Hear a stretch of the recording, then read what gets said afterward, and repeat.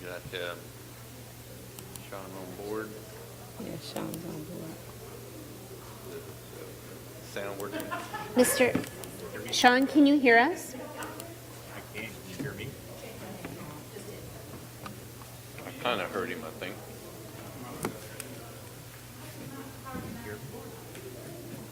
Is Tanya here? Mm-mm.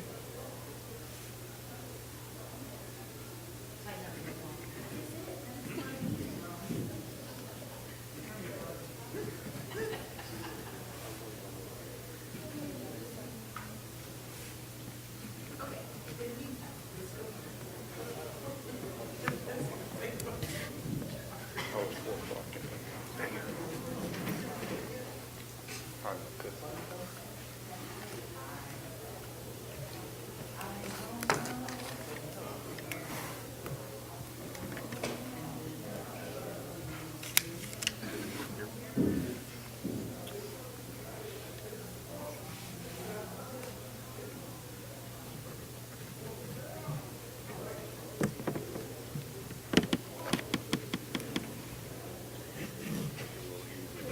Grab it.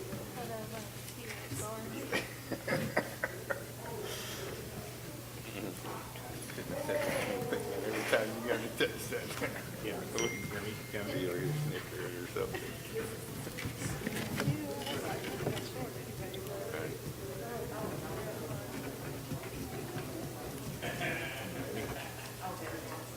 You good? Okay. Let me see what's going on with Gail. I already. Okay.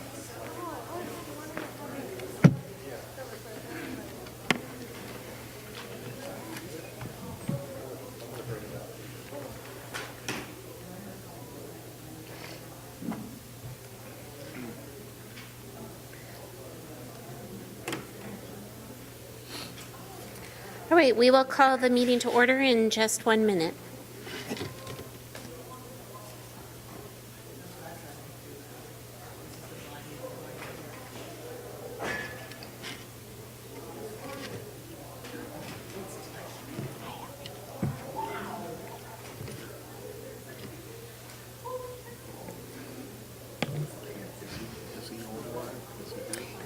He can hear us, but we can't hear him.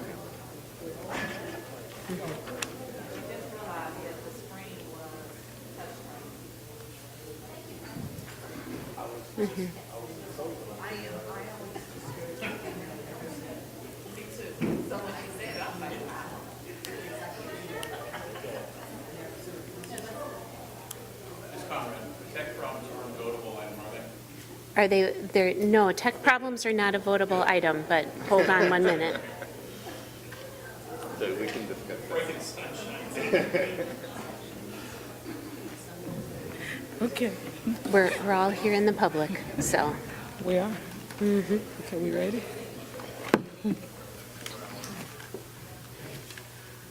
Can you hear me? Said Tanya. I'm gonna assume so. Let me check my. No, Mr. Arnold, we still can't hear you if you just tested things. She didn't send me a text. So I'm gonna assume yes. Well, she might be on her way. We want to wait a few. We're waiting on Sharon. We're waiting on. IT. Okay. Testing. See, we were on good timing anyway. Yeah. Can you tell me finish? You could hear that? Oh, I just heard something. It's the little things. Are we, Mr. Arnold, can you test it again? Can you hear us? Oh, Good afternoon. yeah, good afternoon, and we can hear you. Thank you so much. Thank you, everyone, for your patience. I'd like to call the work session of the Board of Trustees to order. Marie, would you please call the roll? Chair Hutto. Here. Vice Chair Blair. Here. Trustee Winfrey. Here. Trustee McCann. Here. Trustee Quam. Here. Trustee Johnson. Here. Trustee Marbut. Here. All right, thank you. And our first item is attorney update with Sean Arnold. Mr. Arnold, we'll turn it over to you for any updates. Not much discussed other than legislative activities still going on now with legislature. So the original funding language we discussed was presented to the committee and we need that with different language. So I met with Mr. Smith to go over that. We still have a couple, 6 weeks or so to go. I think they reach out to all the apps specific words we need everything we asked for initially, and so that's a work in progress. And it's very much a BDO or CCC watch process. So at this point, we're still trying to work to get a little bit better, to get a little more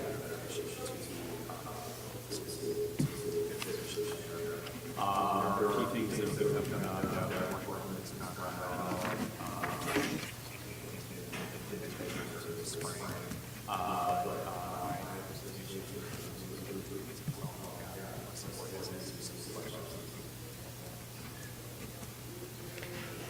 Any questions for Mr. Arnold?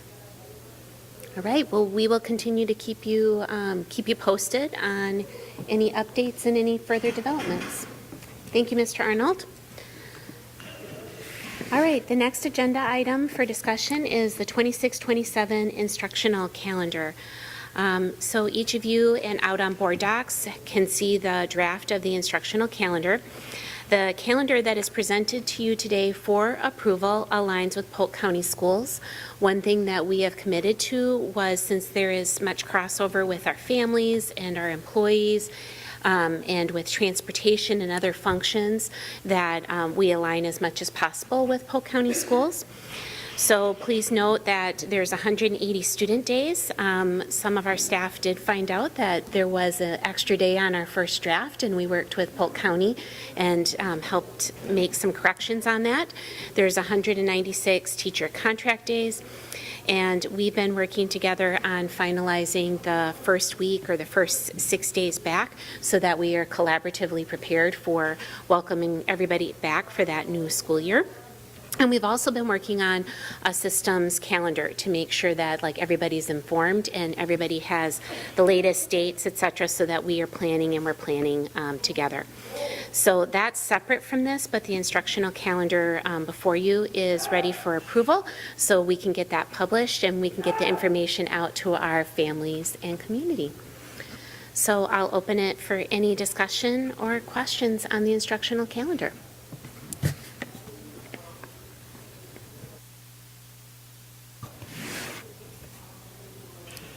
Make a motion that we approve the calendar as proposed?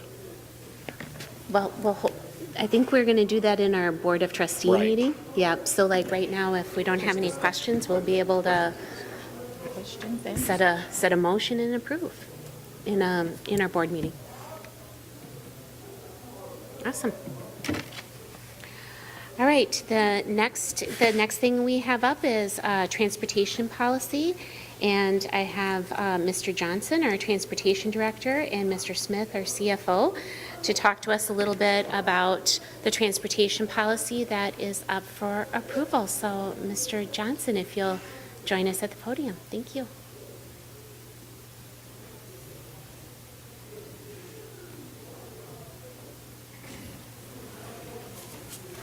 Good evening, trustees.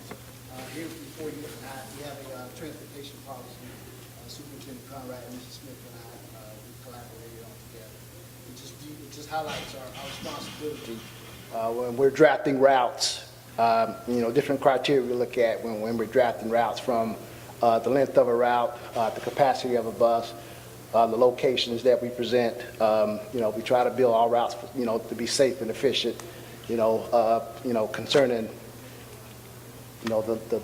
so we create routes with the limited resources that we have, with the number of drivers that we have.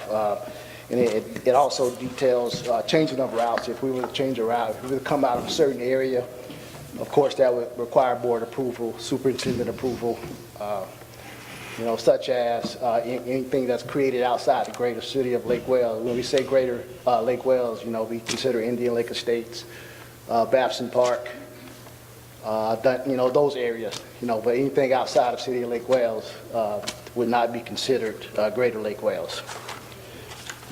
Do I have any questions? Mr. Smith, would you like to add anything? Well, I'll just add, thanks, Devon. To kind of further what Devon was indicating is that this routing policy actually correlates with our enrollment policy. So when the schools are enrolling, you can't hear me? The wait list. Okay. Well, I'm gonna try to speak up a little bit louder. When the schools are enrolling various students, it's very important that our routing or our bus routes, our available transportation that we're providing, is expressed to parents that it will be the Greater Lake Wales area that we will actually serve first. Because we have our policy for our enrollment that we just approved in the last couple of weeks, outlining that we're going to service the Lake Wales community and give them first priority. This particular routing policy kind of helps facilitate what we're trying to do at that particular point. And it also gives, as Mr. Johnson indicated, the superintendent and the transportation director responsibility to come back to the board when we have to make major changes on that. So if you board members are starting to hear conversations about why you're not providing transportation in this location or this particular area, it's an opportunity for you to kind of bring to the superintendent, tell us a little bit about, the transportation in this particular zone or this particular area.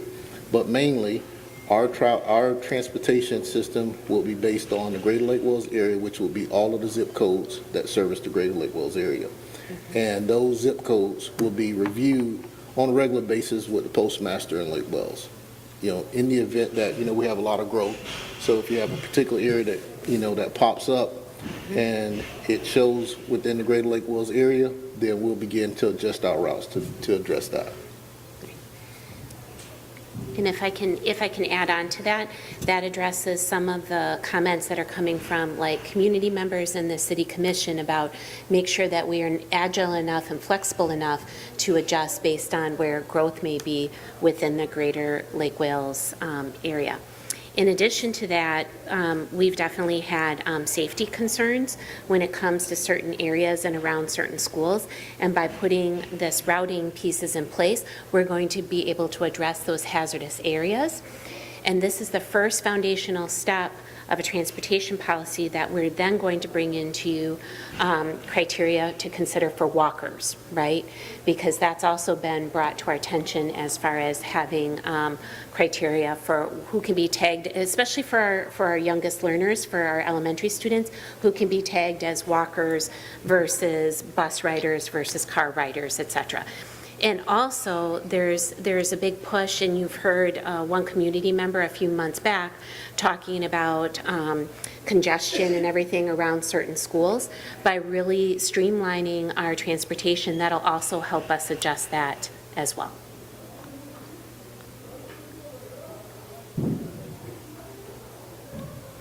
Questions or discussions?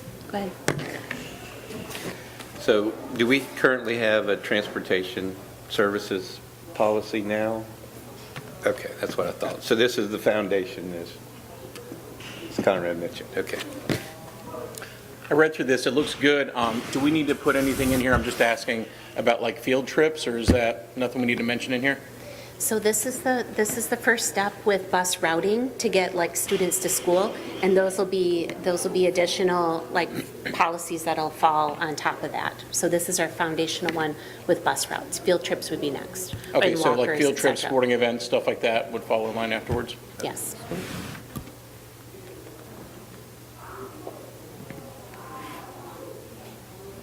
Any questions? Thank you. All right, seeing no other discussion or questions, we'll go on to student technology purchases and financing, and Mr. Bender is going to join us, and he is our IT director. Mr. Bender. Good afternoon, everyone. Coming before you today to discuss the future of our student technology plan for Lake Wales Charter Schools. First and foremost, The program is all about ensuring that students have the technology necessary to support their learning in today's digital age. Our first major step forward with this new technology plan is bringing a one-to-one model with Chromebooks to Bach Academy North and Bach Academy South. This will ensure our students have access to digital curriculum apps, homework assignments, regardless of whether they're at school or at home. It bridges a barrier to success that many in our community feel. So you may ask, why now? Most of our current 7th generation iPads have reached the end of their life, basically. We're facing security vulnerabilities, performance lags, and a loss of app support. We also want to make sure that we're bringing the middle schools into alignment with our other schools. Currently, they're the outliers. Moving to Chromebooks creates a seamless experience for students as they progress from elementary all the way through high school. A one-to-one model also requires less devices compared to class sets for all rooms. And it should also help us on the state testing and essay front, because typing on an actual keyboard is much easier than a touchpad on a case screen or anything. On the student safety side, Chromebooks offer superior tools for staff to monitor student activity and filter content in real time, and that's currently not possible with our iPads at these schools. This ensures that we can be proactive, but also reactive to challenges as they arise. The Chromebooks will also give us one-to-one framework that empowers our parents.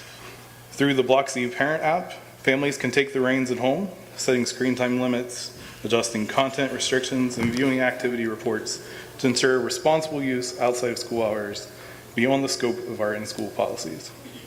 Mr. Bender, Yes, can I get you to pause for just a second? absolutely. We're having a really hard time hearing up here. Like we hear like you a little bit, and there's just a roar back here. So, Okay. Mr. Saran, can we maybe? We can, I'll have to ask the council to back us now. I have to what? Ask them to cancel. Well, I don't want to cancel. Just Quiet it down. yeah, just.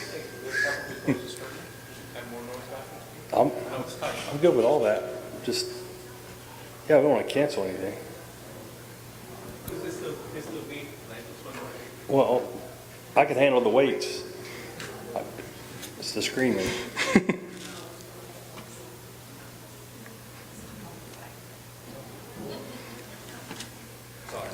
You're fine. So this transition is also putting us in a proactive stance on the future of student technology at our schools. We're hoping for some longevity. Google supports Chromebooks for up to 10 years compared to iPads, which is around 5 to 6. So it significantly outlasts that life cycle. So it also gives us flexibility to create a reasonable replacement cycle, allowing for that consistent budgeting that we need in the years to come, so we're never in a position of having to buy a whole school's worth of devices at once. We can also repair them, and that's a huge part of this as well.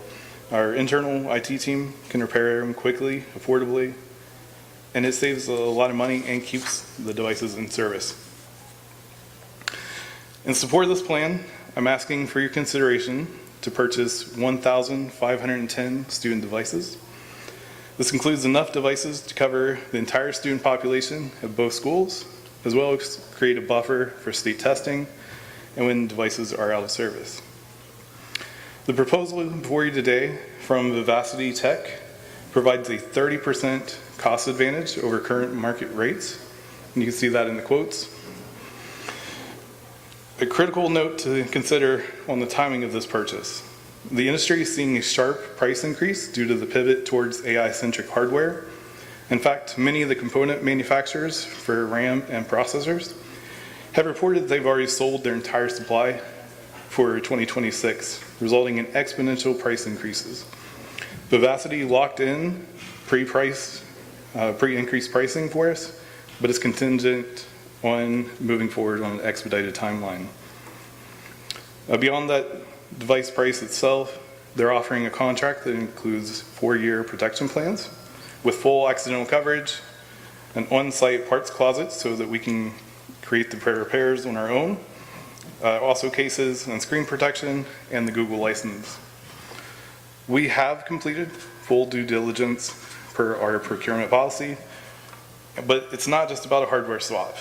It's a strategic upgrade that improves the student experience, empowers the parents, and secures a competitive price point. And for financing details, I'll defer to Mr. Smith. Any questions on financing or this overall cost of this project? One thing I like to highlight is that not only will we be requesting permission to move forward with this, but also since there's a tight time frame on trying to get this done, if we could ask the board to limit the competition for financing to be with our current lenders that we have right now, instead of us shopping it to the entire market. We have quite a few current lenders within our city of Lake Wells that we work with, Citizen Bank being the largest, and then South State Bank, Wells Fargo, pretty much all of the banks with the exception of Trustee. A couple questions. Yes, sir. I read through this earlier. Do we expect these to last 10 years? Like seriously, with kids? Realistically, 6 to 7 is Okay, well- more of an average, but Google will support it, whereas with the iPads, Apple is known to only support 5 or 6 at most.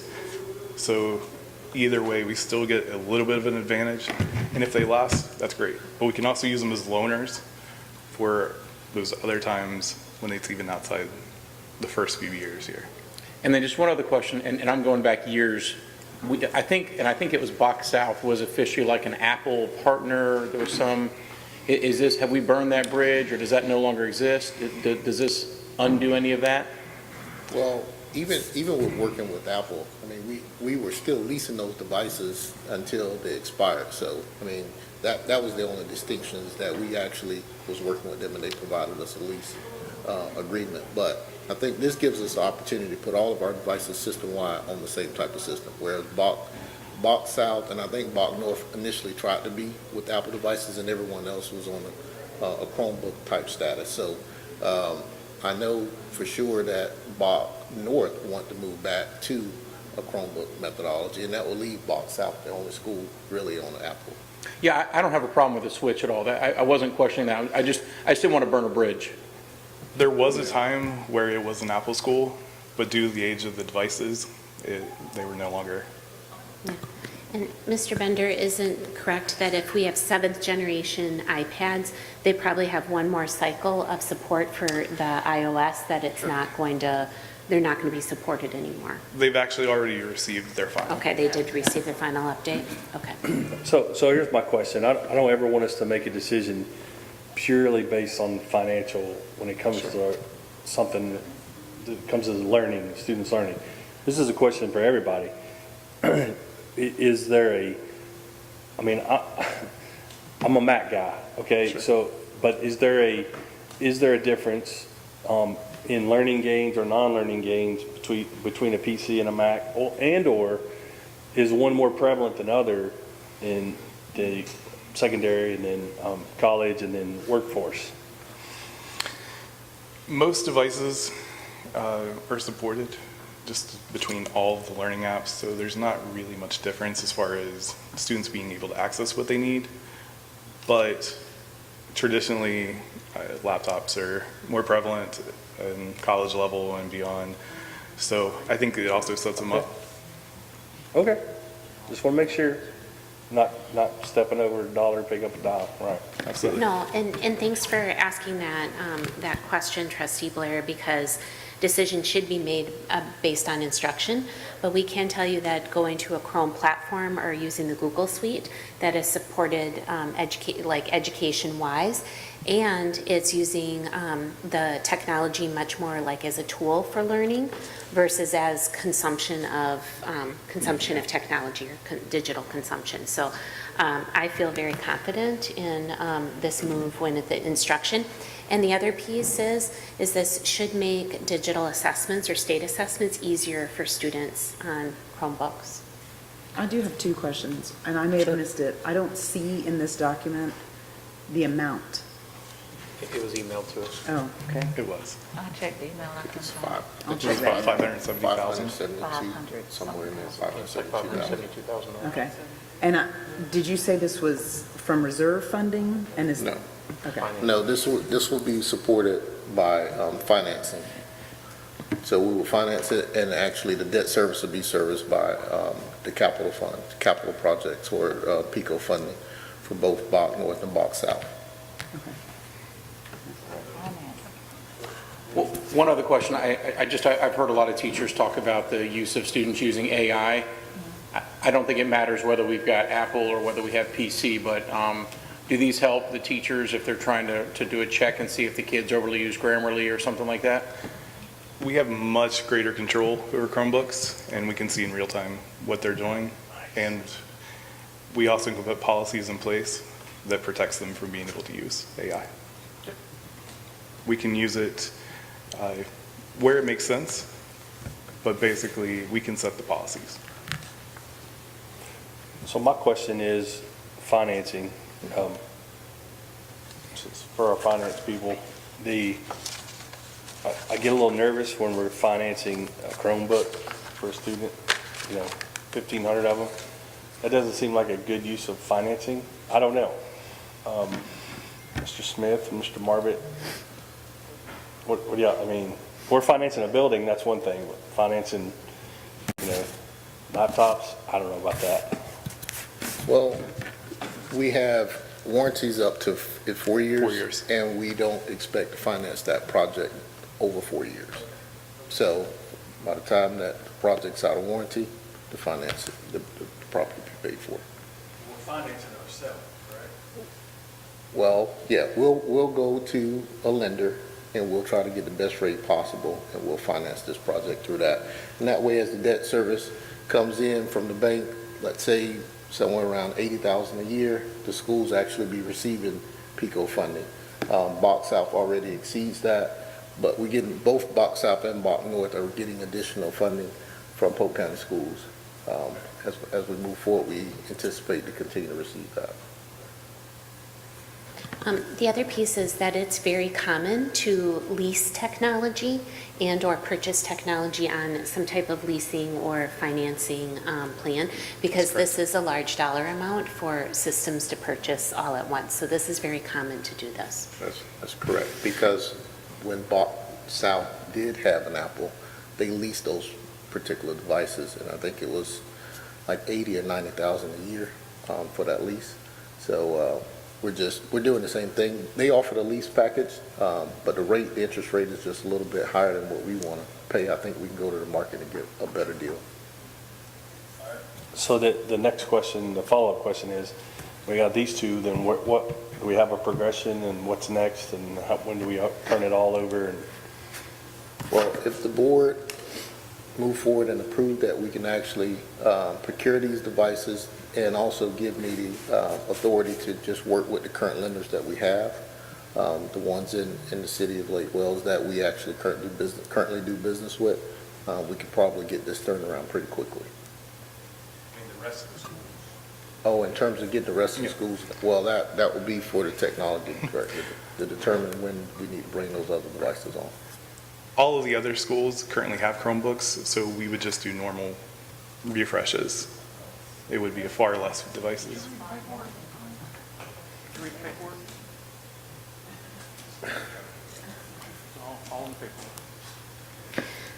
Yeah, so one piece of this is that this is a first step in a technology plan for our whole charter system that includes replacement cycles, budgeting considerations, how are we utilizing E-rate to make sure that we're addressing our infrastructure, and then also aligning the vision for student and staff instructional technology. So for example, the AI conversation, that all needs to be starting to pull together.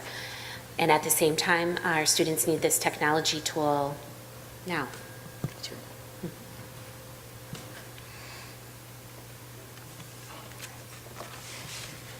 Right, any other questions? Superintendent, I just want to go on record as abstaining from the conversation due to conflict of interest, as Citizens Bank is a current participant with the school board and finances. All right, thank you, Trustee Marba. Thank you for saying that. I think basically, let's make sure that we put that into record. And also, there'll be a dot process. It's kind of for activities.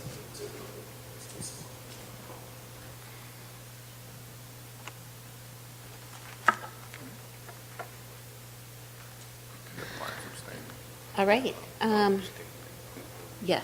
Yes, Trustee Marbut will document that you're abstaining during that time. All right, thank you, Mr. Bender, and we'll move on to financial report. Elricky Smith. Thank you, Superintendent. So today I'll be requesting that the board approves the 2025-26 revised budget. I won't read through this document. There's a couple places that I'll kind of go through and highlight. If you have questions, feel free to stop, and we can stop me and we can have further discussion. I have spent a couple hours with Mr. Marbut, our chair of our finance committee, and we've covered quite a bit of this. So he assures me that he'll have a few other questions, but I think we can get through all of it relatively quickly. The revised budget is based on the third FFP calculation from the Florida Department of Education. They perform 5 calculations a year. Each calculation provides a different formula for us determining what the school counts would be. So we use the third calculation, which is the most current calculation. We also use the Survey 2 data, which actually is the first actual count of what our student population is. This allowed us to get a realistic approach as to what revenues that we should be receiving for the year, and then we move forward. Our adopted budgets, just going back just a little bit, are really based on estimates, a lot of high estimates, whether it be from the calculation or from the student counts, where principals decide or recommend to myself and the superintendent, this is what I believe my student count would be. So the revised budget actually is the first presentation to the board as to the actual revenues that we'll receive, and then it actually demonstrates adjusted expenditures up or down based on where the schools fall at. Based on the the third calculation and Survey 2 data, system-wide, our FTE count actually reduced by 60 students. And on page, if you're following along, page 4, you can, it identifies which schools actually had those significant decreases. I just want to pause there for a moment because at the point when we noticed that there was drop in student counts, the superintendent and I met with each principal individually. We began to work through what type of changes would be made at those locations in order to help those schools balance without impacting the educational program that they was presenting. So we met with all of the schools that had significant decreases in their student counts. And we were very successful in getting the adjustments done. And I believe the principals are available for comment as to how this actually impacted their schools. Mr. Smith, if I could just add that, Yes. Working through this process, like our principals have been amazing in thinking through like what are the ways that we can be efficient and at the same time make sure that we are providing the best instructional environment for our students, and also making sure that we're, because it's hard when you're impacting staff and students like in the middle of the year. So I just want to give a shout out for how well our principals navigated some of those tough conversations and some of those tough decisions. So as we move forward, there's a couple things there were some good things and some not so good things that took place. If you recall, during the adoption period, we were very concerned about federal programs being released. At that point, we had no clue whether we would actually receive funding like Title II, Title III, Migrant, and so forth and so on. And so we made significant changes within our budgetary process from our general fund to our special revenue fund to account for those changes that, not anticipating those revenues. Shortly after that budget was actually approved, we got those revenues in. So It moved quite a bit of funding and activity around. During that time, we did not come back to the board to ask for any adjustments, but I did indicate in the board meetings that we would be making adjustments if those revenues came in. So I want to highlight that because although we saw 60 students fall, we also had adjustments that were made at the central office and other areas that had a positive impact as a result of us receiving that funding. And that impact actually helped offset some of the downside of the general fund shortfall as a result of losing those 60 students. Page 5 actually is a good summary of going from our adopted budget to our revised budget, and the FAFP impact of that is actually about $375,000 across the system. You can kind of see categorically the areas that fell and as well as the areas that increased.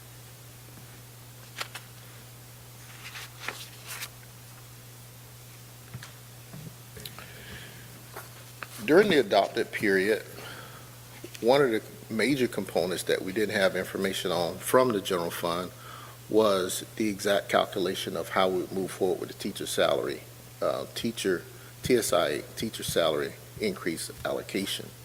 At that point, we had basically, I would just say, I won't say a plug figure, but we had a placeholder for it because we got the information from the state so late. You remember, if you do remember, the governor signed the bill like at the last hour. We had this document already prepared. So in the budget that the state provides, it gives a narrative as to how we are to handle that, how much money is to be provided.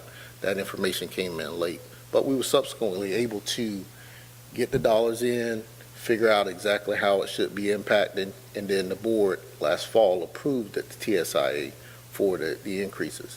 The reason why I'm pointing that out is because in the adopted budget, we did not highlight TSIA at that point. This time we bring TSIA in and we show the revenues coming in and out. So it's a zero impact, but I just want to highlight that. And the reason why I want to highlight it is because on page 6, if you're looking at page 6 and you see state and local revenues at the top where it says sources, you can see that there was an increase of $2.2 million. Well, that's just the TSIA being accounted for. If you move to page 7, you'll see $2.1 million actually going out at the top. So there's pretty much a wash in that. That's really the significant increase within our general fund budget. Going back to page 6, though, I just want to highlight special revenue. You see a significant increase in special revenue, which is actually $1,068,000. Again, $1,068,000. That is Title I, Title II, and all of those other titles that we later got access to funding on. So that represents an increase and a progress moving forward. Capital projects, we can kind of get into that a little bit later as to where the difference of that $388,000 increase came in at. We'll talk about that when I move a little bit further with the schedules. And then Health Service Insurance Fund, and that is our employee benefit fund. We are a self-funded program working through United Healthcare and our third-party administrator being UMR. We have an increase from the adopted budget of $635,000. That $635,000 is really coming from that particular reserve. This year, which is our 4th year, we actually are running a little bit higher in our claims, and so we're going to have to use some of the reserves that we've set aside. The good news is that as of July 1st, our reserves was at $3.1 million. So the fund balance is healthy enough in order for us to carry a slightly high running claims for this particular year. Next year, we'll make an adjustment, and I'll talk a little bit about what adjustments we need to make in terms of our health insurance program as we get further into the year and start to prepare the budget. I'll be meeting with the teacher advisory group.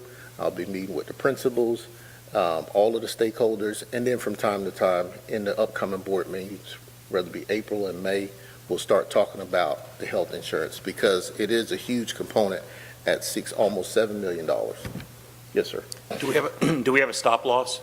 We do have a stop loss. How much, like, what's that per person?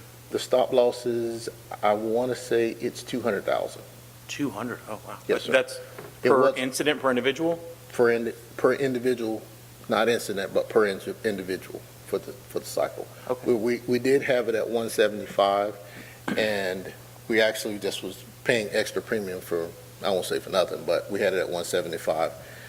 It creeped up, the lower the stop loss, the higher the insurance. And so we pushed it up just a little bit. I don't want to get too much involved into that right now, but we do have, our pharmaceuticals is running about $1 million over this year than what we've been anticipated. And we're just, right now, I'm working with the brokers to kind of work on that for next year. But very good question, sir. Just one more question. Do we use a PBM for that, or? Yes, we use, Okay. yes, sir. We are using Optum. There are PBM? Yes, Oh, okay. yes, sir. So, and we'll get into that, and and I'll even invite you to some of the discussions as we start to work through that.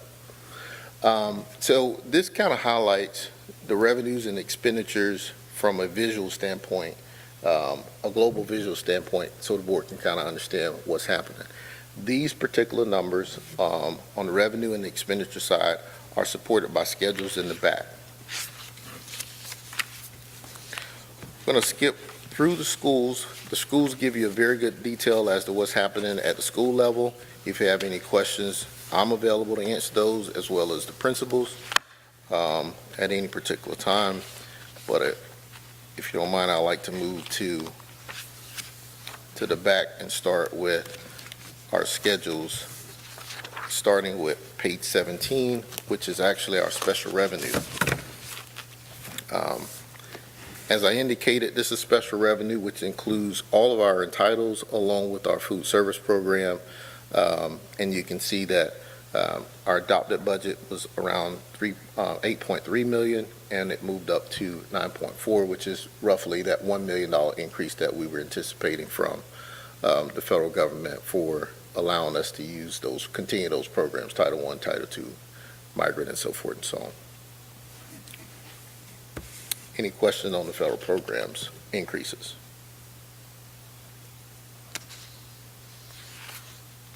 Okay. We'll move forward. The next schedule is food service. We just drilled down on it just a little bit further. It's such a major program. We just want to highlight it.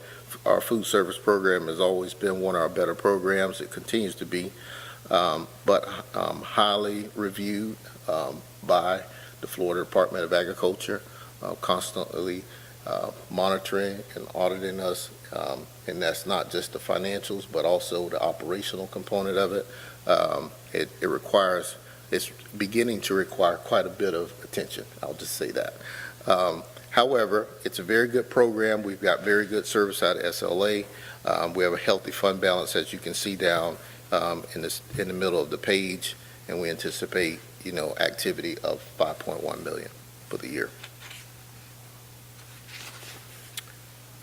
Page 19, we're getting a little bit into the important stuff, Capital Projects Fund. This particular projects fund represents Bach North and Bach South revenues and activities. Bach South revenues are a PICO activity, and it services the debt, and then we have other costs that are allowable.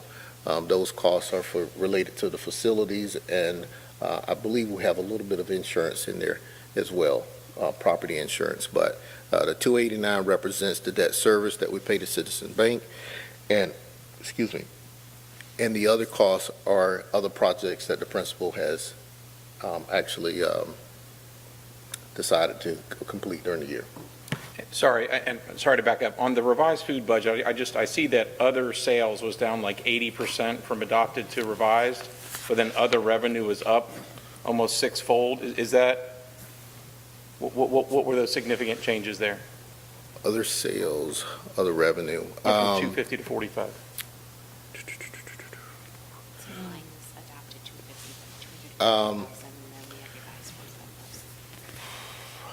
Our other sales could be, well, catch me off guard, to be the food service director, I should know this. Our other sales could be to teachers. It could be à la carte. Right. So that's down 80%? Well, Oh, because the line is up here. A la carte, student, a la carte, and other sales. That's down. Are we looking at it two separate lines? It's student/adult à la carte, other sales? right, And then that was at 250,000, and then we had 45,000. right. And then 2 lines below, other revenue went from 40,000 up to 290. I was just, Oh, I see. And those are budgeted, those were budgeted numbers. So once we determine that we're not going to get those revenues in that level, then we budget it downward. right, I guess I'm just asking, how did we end up 80% short on, from budget to actual? No, this is not budget to actual, this is budget to budget.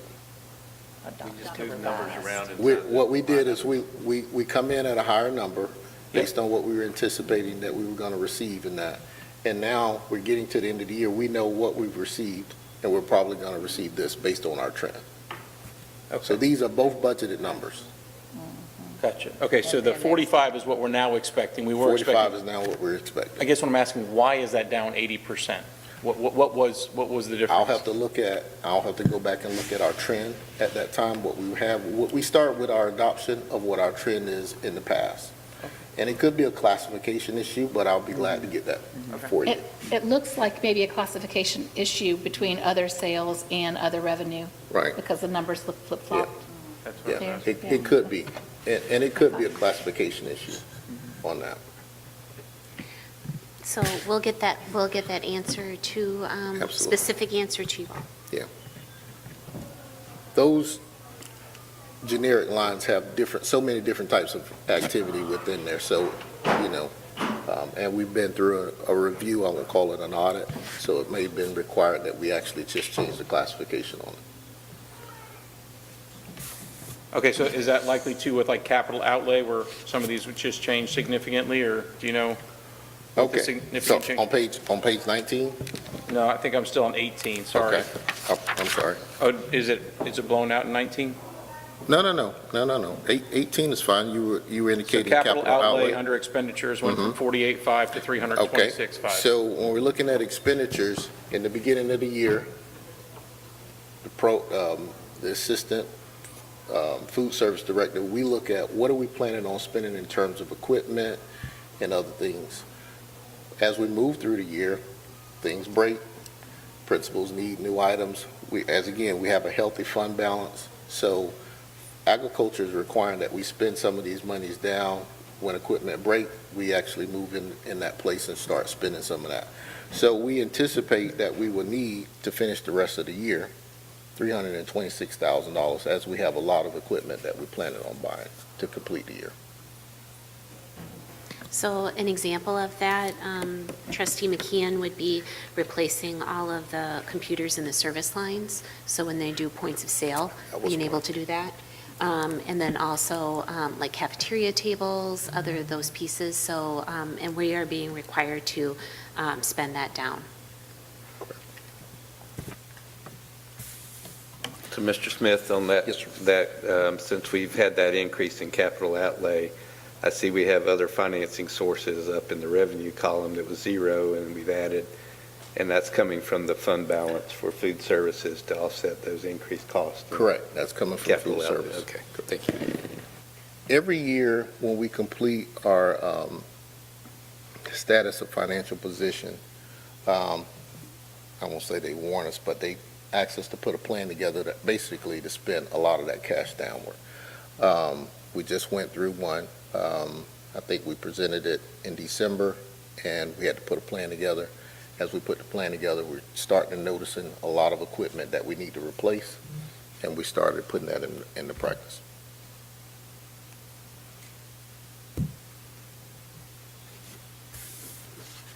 Any more questions on food service? Okay, very good discussion. Moving on to the Capital Projects Fund. Again, Bach South, the PICO revenue represents what we receive from the state to service that school's capital needs. The debt service represents the payments that are made for the campus to Citizen Bank, and then the other costs are things that the principal has decided that's needed in order to bring the campus up to speed. And I believe outside of the improvements, there is, like I said, some insurance that's chargeable in there. Bach North, a little bit more complicated. We have PICO revenues that we have in there, and this is what we anticipate to receive. We have the the historic grant that we have here, that we plan to close it out this particular year and receive the remaining of that $500,000. And then we have a transfer from Bach North every year, because Bach North is running, I would say, a loan, an internal loan. We budget a transfer from its general fund to come into the capital fund to kind of pay for not only the activity that's current, but it also will support paying back some of the debt service that's on that, that's an internal loan within our system. Currently, it's about $4.5 million that we've used of the reserves from the rest of the system in order to support that campus build out. And so every year we set an amount that we believe that the school can support coming from its general fund, coming out of the classroom to support paying the schools back. And we have that number adjusted at 158, 149 right now. We anticipate that we'll be able to increase that number. And then we have the other financing sources, which is additional borrowing that will be needed in order to finish the campus out and complete the construction phase. The campus is complete. We've closed out the project, and with closing out the project, we needed $1.4 million in order to close out the project for the whole year for 25-26. We had a funding for the construction management. We have architectural design fees, but really it was construction management that was remaining, $7,956. And then we have the annual debt service of $446,000 that goes to Citizen Bank. So that totals $1.8 million there. Again, as we move forward, we anticipate that to fall off, and we are praying and hoping that our capital funding continues to increase, and that loan that the bank, that Bach North has from the general fund will start to be paid off a little bit quicker than $200,000 a year. Any specific questions you have on this one? Just because I'm still trying to wrap my head around capital outlay funding, Mhm. this is where like technology would come from. So like to do the financing for the two middle schools, it would come from this, right? It will come from this, but what's not included in here is additional revenues that the schools are receiving from Polk County, which is also capital outlay. So this year, I believe we received, and I don't have those numbers, I think around $80,000 apiece for both schools. 8 or 80? 80,000. Okay. And so the plan is to use the $80,000 that we'll receive moving forward to service for those computers. But in the event that we'll continue to receive that. Bach South also has excess that they can use out of their capital to support their purchase. So, Albert, why is that $80,000? Why is it not on here? We just received a notice on that. Oh, and we didn't know it was coming? No, sir. Oh. Because in the previous year, it came at a different point. So we're working with Polk County to make sure that we can anticipate when that funding is coming. And I think we are in the last year of it being 80%. We'll be at 100% of whatever is available.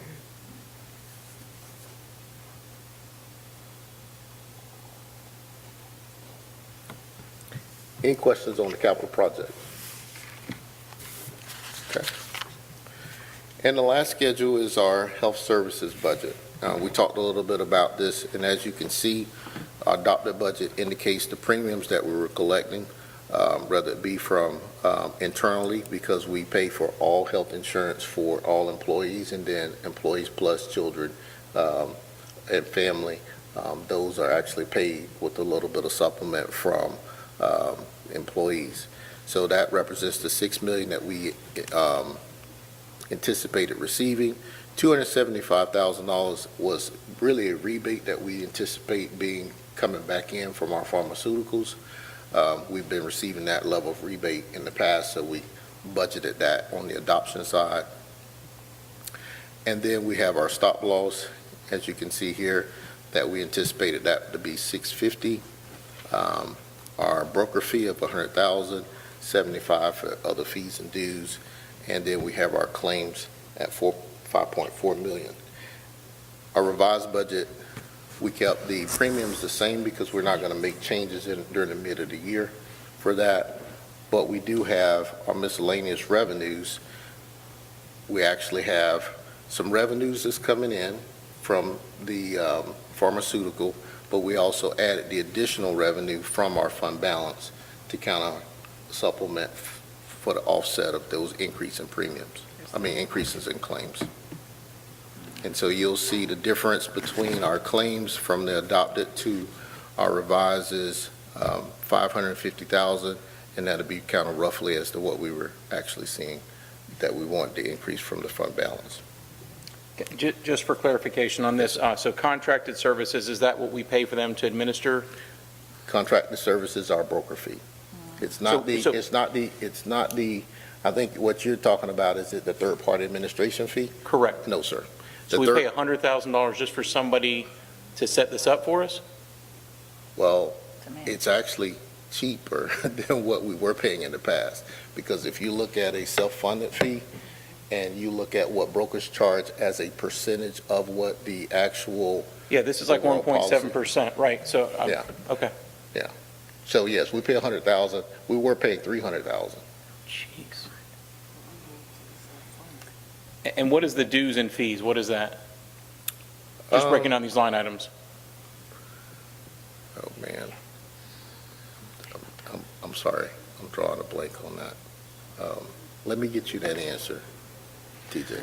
And okay, and then the stop loss, so we don't have that number in advance? That factors mid-year or what? We didn't have that number when we prepared our early on budget figure. We got that number right at the end. But we had an estimate based on what we had paid in the past, but it did tick upward because it was just kind of going north of that. Did we get into that guy's pocket hard this year? The stop loss? Yes.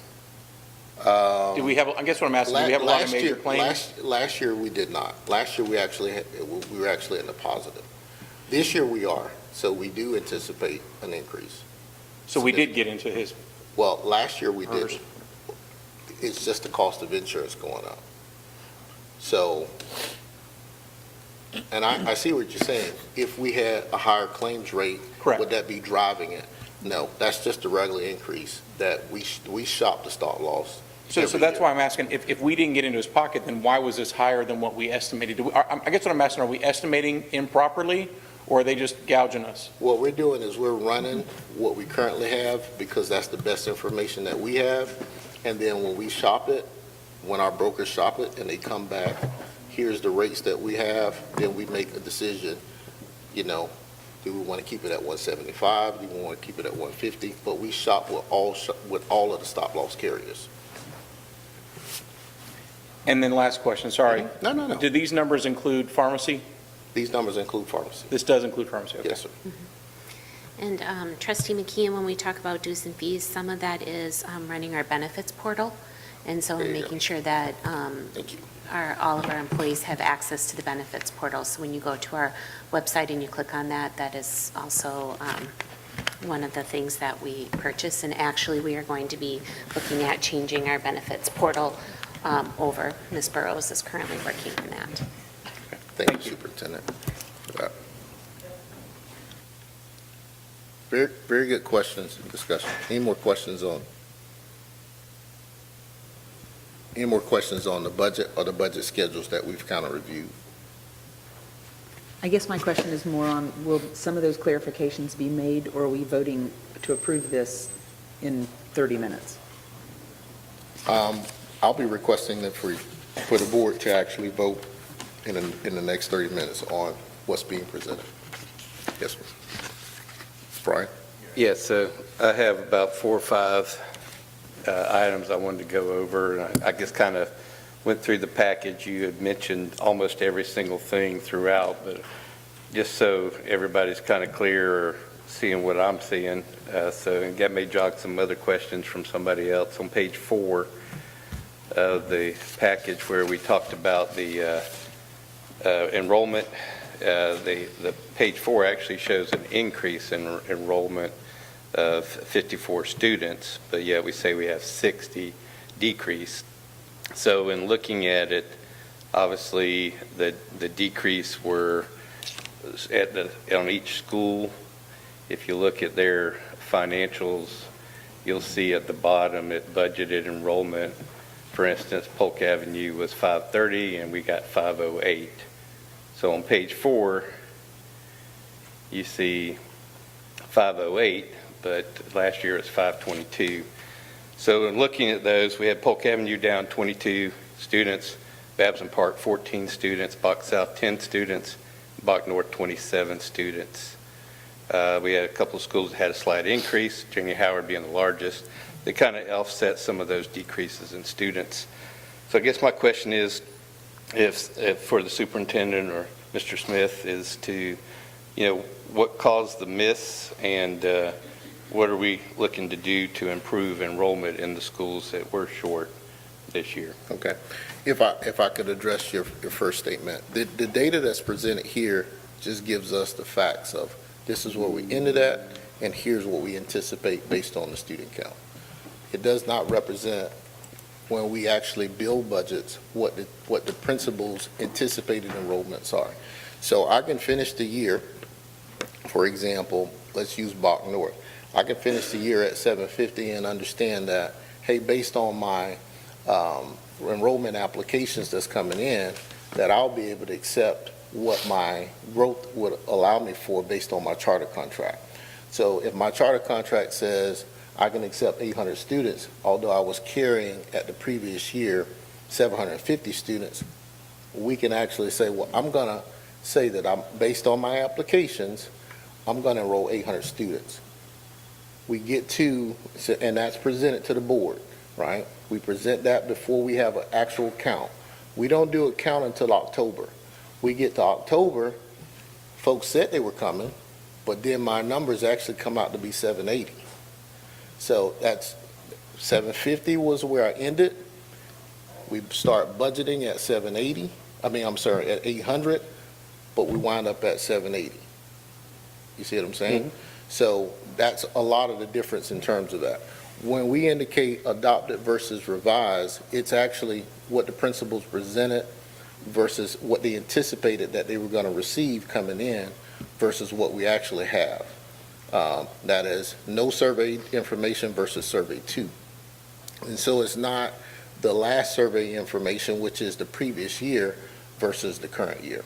Now, Superintendent and I have had a conversation about moving forward. What we will use is our last survey, survey 3 data, and that's what we'll start our adopted period with, is wherever you ended the year, doesn't matter what your applications allow for, we're going to only budget based on what you ended the previous years on. And that way you'll have more alignment as to where we actually are going at. As far as what we plan to do to address the shortfalls, I'll leave that for the superintendent to. So when we're talking about shortfalls, I don't know if it's shortfalls or the reality of like declining enrollment. And so depending on the school, each school is facing like unique challenges when it comes to like enrollments. And so with this, all of the conversations that I've been having is that the best competitor is yourself, and looking at being excellent. If we are excellent and we are showing growth, we are showing that this is the place that students and families want to be. That's really the competition, and that's how we are going to be increasing like enrollment. But also remember that in this past year, we had the challenges of homeschool vouchers, other schools that are opening up like within the area, and our families have lots of choices. And so let's be working on, we are the choice in Lake Wales when it comes to educating our students, and I think that's the part we need to be concentrating on. You're going to see much less variation because in our new budgeting process, as Mr. Smith said, we are really starting with the number that we currently have right now with our students right after Survey 3, so that we are projecting on, realistic numbers, and if we have more, great, we'll increase the budget. But we're going to be facing less reductions if we go in planning where we currently are at right now, if that makes sense. Yep. So you said that the schools have had decreasing numbers, but these look like they've been increasing. When I'm looking at like 22, 23, 24 fiscal year, we went from 4,800 to 4,906 to Right, 40. overall as a charter system, Yeah. we are up in student enrollment. And at the same time, we have, based on their locations, we have schools that are facing like declining enrollment for different reasons. So it's just a decrease in estimated enrollment. Correct. We estimated a little higher than we actually got, but we Right. increased enrollment, correct? You do have some schools that will have declining enrollment, if we're just going to be transparent. Babson Park has a decline in enrollment. That school usually carry about 470 students, 460 to 470 students. It's been struggling to get north of 455. And I'm not sure if the principal is here or the AP is here, what your application phase looks like right now, sir. I'm not sure exactly where we're at. Yeah, just the fluctuation grade by grade, so a big part of the opportunity that we have coming in, how that continues to build over the summer. Do you anticipate greater than 465? I mean, I can't tell you. No, that's fair. The same would be for Polk Avenue as well. It's traditionally carried around 530 students. There was a struggle to get it over 510 this year, and we anticipate, well, we're hopeful that we can actually see the growth come back with the change in the climate. However, on the flip side, we've seen a tremendous increase with Janie Howard Wilson, a school that rarely would crack 450 students is now presenting 490 students. So it really just depends on the population and the area of where things are. Bach North fluctuates up and down. Lake Wales High School's been pretty consistent at 1,600 students, and Bach South is the same. And Hillcrest as well. Hillcrest has a pretty strong population as well. All right, thank you. On the next page, page 5, I know we talked about this, but you had mentioned this was a pretty good indication, and it shows in the total, let's see, total state FEFP going down slightly, but I just wanted everybody to be aware that is the TSIA line item, line 7, shows $2 million in the adopted budget. We actually didn't have we didn't have anything in there, so actually it was 0 when we approved it because we didn't know the number. We added in a number in the adopted original budget, and then the revised budget was virtually the same amounts, $5,000 difference. So even though it looks like the revenues went slightly down, they actually are up $2 million from the original approved budget. That's correct, Ricky? That's correct. Okay. Next one was page 13A, and that is for Bach North individual school. Yes. Bach North, as you can see there at the bottom of that page, their FEFP budget enrollment was down 27 from the estimated when we approved the budget before school started. And but revenues didn't go down, but very little, even though we lost 20. We didn't hit our number of 27 students. That we were short 27 students. Can you tell me why that revenue didn't go down a little more than what it did? Yes. So, and we're looking at the revenues for state and local revenues only, or you want to say overall revenues? I'll talk about state and revenues only. Yeah, that'd be fine. The transportation revenues for Bach North actually came in a lot higher. It was one of the only schools that actually had an increase in transportation revenue across the system. Their ridership from what we budgeted on was a lot lower than what we actually had on our ridership for our Survey 2 numbers. And so the offset is sitting in that component. Okay. And my last question for the budget, it's kind of a two-part question. It's on page 19, which is the capital projects budget. And you mentioned that the other financing sources would be a loan to Bach North from the system, and that would be coming out of our reserves? Yes, sir. Correct? Yes, sir. So we're going to kind of deplete the reserves a little bit more, but we will get it back in the form of annual payments from Bach North. Correct. So what we've been doing is trying to offset some of the costs. So every year we've asked Bach North to set aside, so they'll be used to this, to set aside anywhere between $150,000 to $250,000 out of their normal school operating activity. And so that could be 1 to 2 positions, or 1.5 to 2 positions personnel wise. And so unlike any other school, they have that number sitting down at the bottom that they must transfer back. In the past, that number was actually being paid, just paying for just activity that they had borrowed before we actually borrowed $8 million from Citizen Bank. The school was actually still borrowing from the fund balance. And so what we're doing is saying, instead of you borrowing all of the money, just kind of set a lump sum aside every year. So what we were doing is we still have that line item sitting in there. We have the schools to budget and budget around it. We start with about $250, and then we'll adjust it according to what's happening at that school location. When things get a little bit tight based on the program activities, because we still want the school to be successful, we'll adjust that number slightly. But we don't go too far with the number because it has to service that debt and pay those loans back.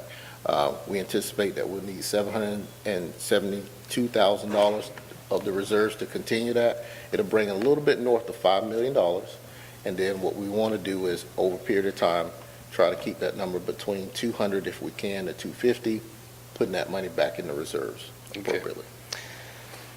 So I know at the beginning of the year when we approved the original budget, we had some reserves for general fund spending. Can you remind me how much that was? $1.5 million. $1 million for cleaning, and that wasn't to take the entire cleaning bill, but $1 million of whatever the bill would be. And then $250,000 for our social workers. The other $250,000 was supported by other funding source. And then $250,000 to support our ESC separate class unit, which is currently housed at Jane Howard Wilson. With that being said, that was just approval to spend up to that amount. We do anticipate for the ESC program as well as the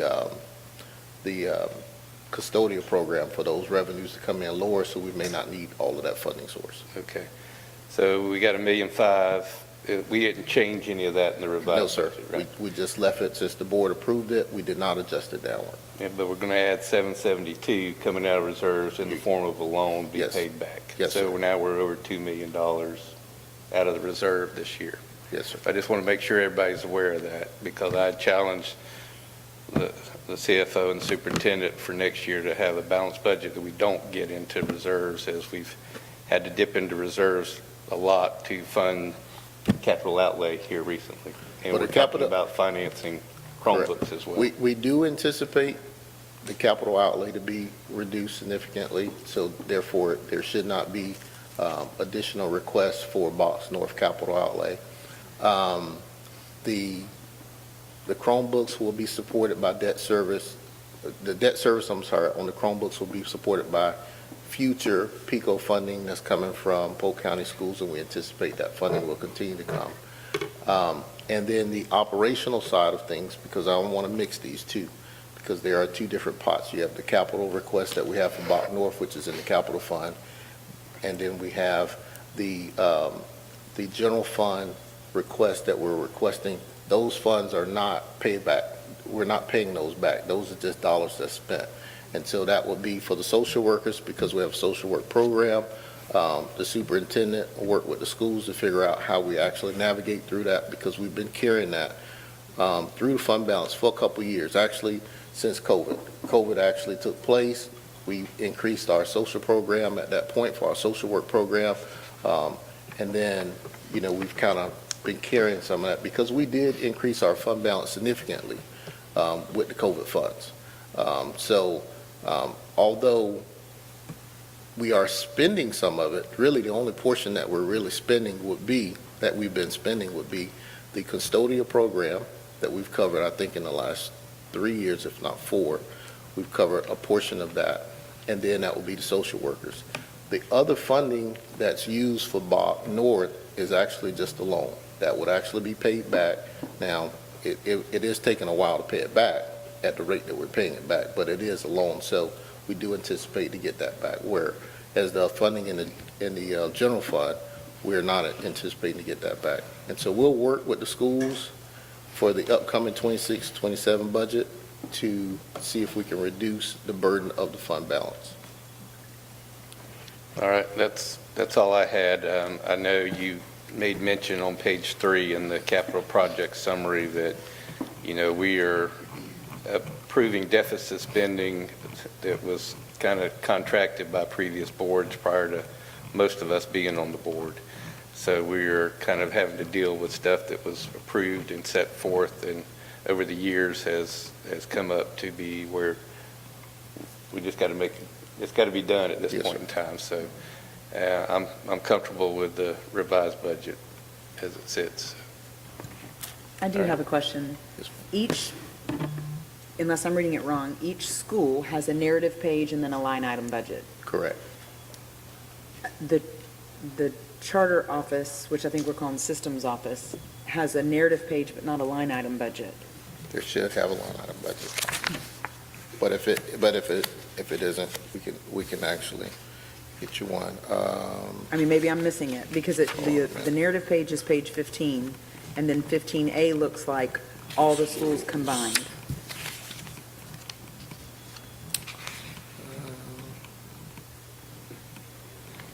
When you look at that, Trustee Winfrey, it's all school sites and administration, so it's not pulled out all by itself, but this does include all of the systems office expenses.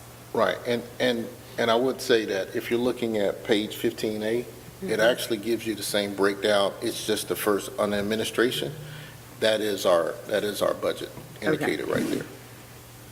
Okay. Yes, ma'am. I also have a question. It's more instructional on page, let's see, 15, the fourth bullet under expenditures. It talks about the transportation budget. I know it's really hard with transportation. You try to get bus drivers, but it seems that we are 2 bus drivers short, so we have students arriving tardy to school on our buses. Am I reading that correct, or am I not? You're correct, and our transportation director is available. He can speak to some of the challenges that we have with trying to keep drivers. I won't say have them out. I would say since post-COVID, we've struggled to have, north of 24 drivers. I think this year was probably one of the highest years with 22 drivers. And I believe in order to accommodate all of the routes that we currently have, we probably need about 24 to 25 drivers. We don't have the number of part-time substitute drivers. And so in the absence of a driver, someone getting sick or something happened where a driver is out or a driver moves on, we're having to adjust routes, which when we adjust routes, it creates backlogs. It makes the day a little bit longer, makes the morning a little bit longer as well. So Mr. Johnson and his team is doing the best they can with the limited drivers we have. We continue to advertise for drivers. We are continuing to run that ad. And I actually talked to Mr. Johnson this morning about us actually posting banners and signs up at every location reminding folks that we are looking for transportation. I think that's been a regular problem for years and years and years, but ma'am. which two schools have, or which school has routes that are daily tardy getting to school? Box South. Box South? Okay. Yeah. And so the other piece is if it's the board's will approve the transportation policy around bus routes. And once again, that's all designed in working with Mr. Johnson and Mr. Smith in making sure that we can efficiently and within the time frame so that students aren't missing instructional time arriving at school. So this is all working together. Thank you so much. Two more quick questions. One, I saw on here that it said that we're expecting a $75,000 contribution from the foundation. Yes. Do they know that? Excuse me. Those are what the schools anticipate to draw from their particular donor specific. So if a school says, I'm running this particular program and I plan to use $50,000 of funding that I have in my particular foundation account, then those are the dollars that are accounted for. It's not the unrestricted So portion. those are restricted funds? Yes, those are Okay. restricted funds. Yes, sir. Okay. And then I also, just being new here, I noticed that the cleaning, like each of the schools is asking for us to adopt like 70% of that. Is that been standard? Is that normal? That is what we requested this year, and that is a number that we came up with in terms of 70%. Sometimes it's a flat number. What we did is we requested $1 million. The factor that I arrived to is that the schools will pay 30% and that the fund balance will pay 70%. And so that accounted for $840,000 of the $1 million that we requested.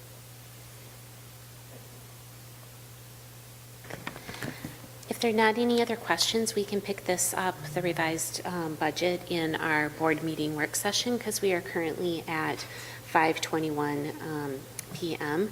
So if we're amenable, I would have Mr. Smith do the monthly financials and any personnel changes during the board meeting session, if that meets the will. And then if we're also okay with that, I will do my superintendent's update during the board meeting portion. And the work session minutes and the meeting minutes from January 20th are on board docs for your perusal. Our next Board of Trustees work session is at 4 p.m. and the board meeting at 5:30 p.m. on Monday, April 20th, 2026, right here at Lake Wales High School Auditorium. And also during that time, we will do the Teacher of the Year and Support Person of the Year recognition during that April timeframe. So Dr. Hutto, I will turn it over to you for any chair or trustees reports. Okay, excuse me. I first want to shout out our students and our FFA advisors who participated in the Polk County Youth Fair. I originally planned to read all of our student participants. I stopped counting at 160 students. So just to give an overview of the awards, Lakewell students earned 296 blue ribbons, 144 red ribbons, 10 tricolor, 2 best in show, 4 reserve champion, and 5 grand champion awards at the Polk County Youth Fair, which is phenomenal. Shout outs to my assigned school, Hillcrest. Marley Goodman, who is the daughter of a teacher there. She's actually going to show at the Houston Livestock Show the beginning of March. She shows multiple livestock. With one alone, she's won over a dozen championships this year. So we pray for her as she goes out to Houston this week. There were 2 special events during Valentine's Week that were absolutely phenomenal. I want to shout out Haley Turner, who is the sponsor of the Honor Society. They inducted 40 new members from 4th and 5th grade. And I want to shout out the student officers, President Justice Knighton, Vice President Lillian Johnson, Secretary Takaya Neely, and Treasurer Kalia Cox. They brought in extra chairs, and it was still standing room only. And those kids rocked it in front of a huge group of families, so I was super proud of them. I also attended the kindergarten Valentine's program, which was the best thing ever. And I want to shout out their chorus teacher, Kaylee Morgan, and kindergarten teachers Megan Blackman, Rachel Cool, Tara Dent, Nicole Hutchins, Carmen River, Carrie Starnes, and Kaylee Warren, because it was an absolutely amazing program. Also from Hillcrest, 34 students earned Money in the Bank awards for achieving their AR goals. There were 5 or 6 who actually have over 200 points, which is phenomenal. I did Literacy Week, at Polk Avenue and Babson Park, and those all 4 were just truly amazing classrooms. So at Polk Avenue, I want to shout out Miss Hartwell and Miss Bacon and their classes just for an awesome time. And then at Babson Park, I visited Mr. Bender and Miss Crumbly. I also went to Janie Howard Wilson and just looked at the new structure of the ESE program there. And I just want to shout out Superintendent Conrad, Al Ricky, and Miss Barrow for continuing to work with Miss Griffiths on budgeting and just making sure that the structure of that program is what we need. I also my PhD's in special education, and just the philosophy that the program is intended to provide the interventions and then allow them to go back to their host school. I just really appreciate that. I also want to shout out Bach North. Their agriculture program has been working with Janie Howard on redoing some of their things there, and just the partnerships between our schools is awesome. From the high school, our students have been doing great there. Our cheer team actually placed at their national competition. Band, their indoor color guard and percussion units both got first place in their competition. Our girls weightlifting team were 4th in the state in Olympic and 8th in 2A traditional. 8 individual students earned state medals. Also from the high school, Claire Kane continues her study abroad at a high school in Germany and is doing phenomenally there. I went to the high school jazz band concert that Bach North graciously loaned their auditorium for, and it was absolutely amazing. I found 3 district championships, girls basketball, girls soccer, and boys soccer, so if I missed someone, I apologize for that. And just the social media posts from the career academies there, our kids are getting to do some amazing experiences. Bach South, their band sent 29 students to the Polk County Band Solo and Ensemble Festival. All earned superior or excellent, with more getting superiors. They also had a student who performed in the Florida Music Educators Association All-State Middle School Honor Band, and 3 performed in the Polk County All-County Orchestra. Bach North sent 30 students and earned 18 superiors at the district solo and ensemble. Our students also represented well at the Lake Wells Art Show, with a student from Bach North earning the best in show there. And again, being a special ed professional, just the number of Lake Wells Charter School students who serve First Baptist Church at the Tim Tebow Night to Shine, I just really appreciate. So I just want to send a thank you to our students and our faculty and staff that participated in that.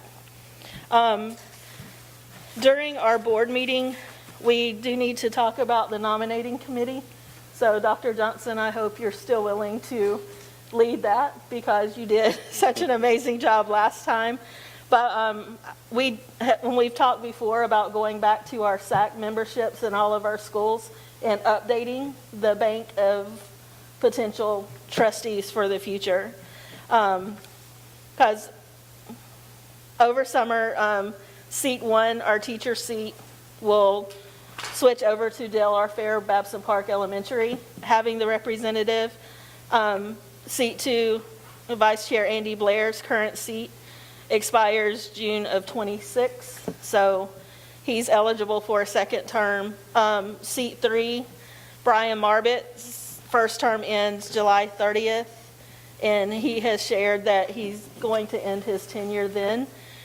And then Trustee Gail Quam's seat She finishes her first term June 30th and is eligible for a second term as well if she chooses. But I think this is just a good point for us to go back to our schools and update that list of potential trustees. Because I know there were some names, like one has his wife working in our system now, and that wasn't the case originally. So that's the discussion we'll have during the board meeting of how we want to proceed there. Ms. Winfrey, do you have anything that you want to share? No, the Teacher Advisory Council isn't meeting the month of February. We meet next Monday, March 2nd. Yes. And if it is okay with the trustees, I would like to adjourn the work session at this time, take a 5-minute break, and then we can start our actual board meeting, and we can do any other reports at that time. Are we good with that? 10 minutes. All right. We are adjourned. We'll be back at 5:35. Thank you.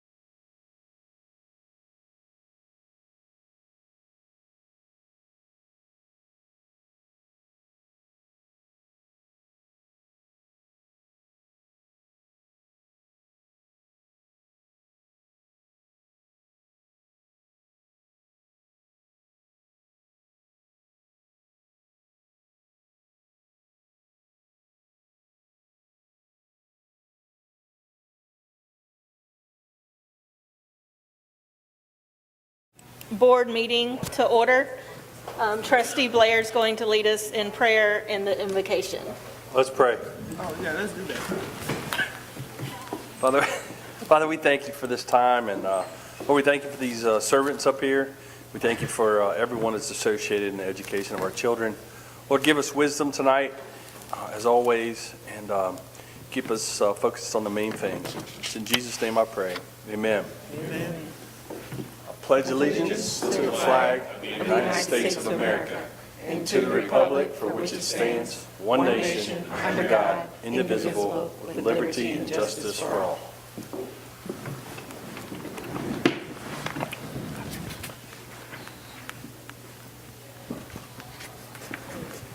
Okay, the first item on our agenda is scheduled persons addressing the board on agenda items. Marie, is there anyone? Roll call. Oh, sorry.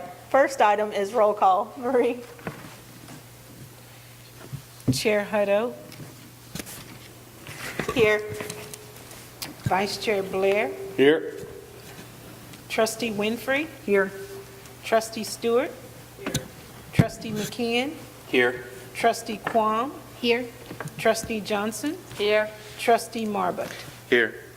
Madam Chair. Thank you. Okay, now, Marie, are there any scheduled persons to address the board on agenda items? No, ma'am. Next on our agenda is the approval of the 25-26 instructional calendar. I'll entertain a motion for that. So moved. Motion by Mr. Blair. Second. Second by Dr. McKeon. Is there any discussion on the calendar? Or any further questions?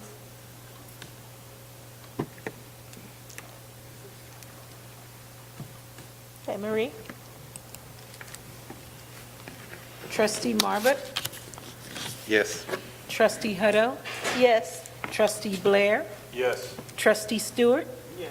Trustee Johnson, Yes. Trustee McKeon, Yes. Trustee Quam. Yes. Madam Chair. Okay, motion carries for that. Approval of the Lake Wells Charter School transportation policy. I'll entertain a motion. I'll move to approve it as written. Second. Motion by Dr. McKeon, second by Mr. Marbut. Is there any discussion?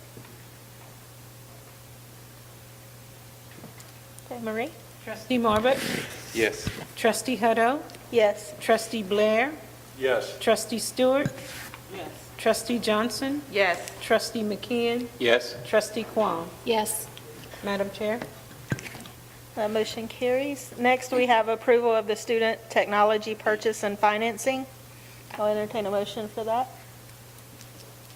I make a motion to approve. Okay. I'll Motion- second. Okay.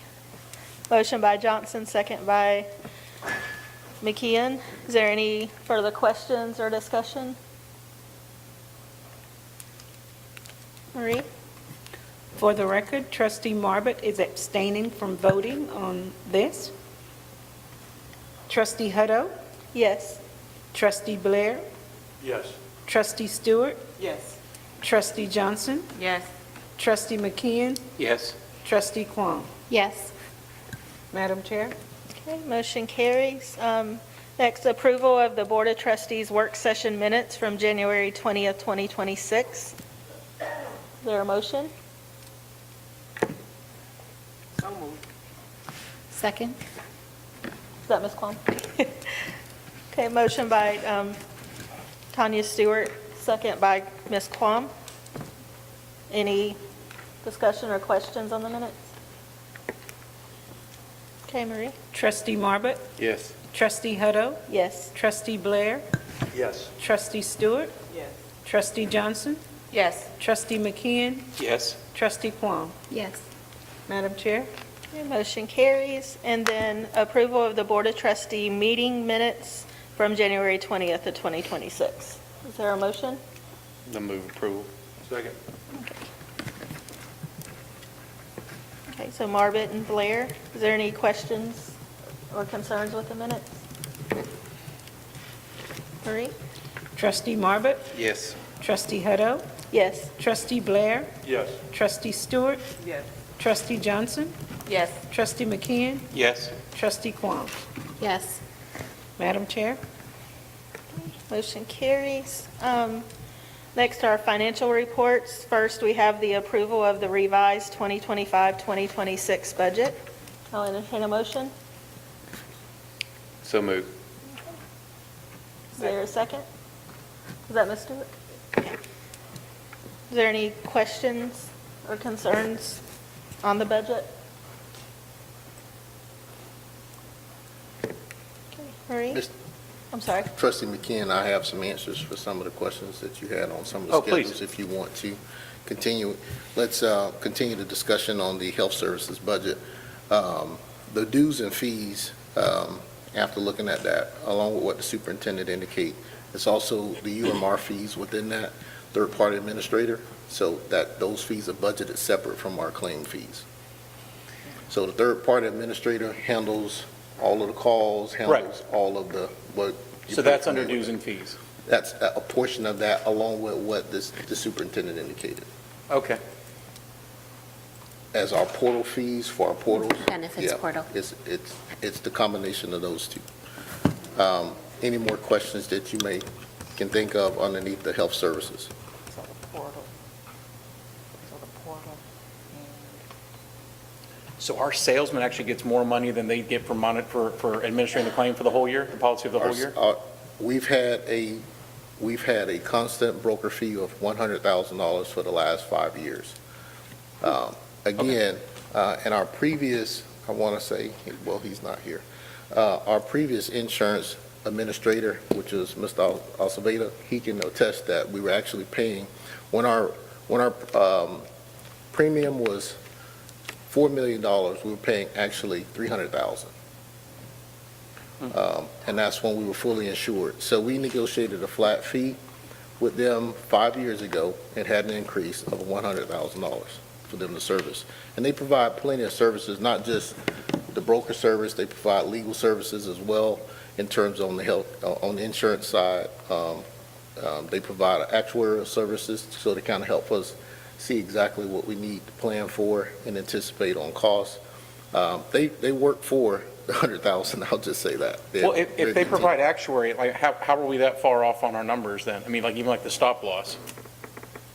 Again, the stop loss is shopped, so that's. So they don't do that? They don't do that. That's shopped, that's independently shopped, just like if we were buying a fully insured policy.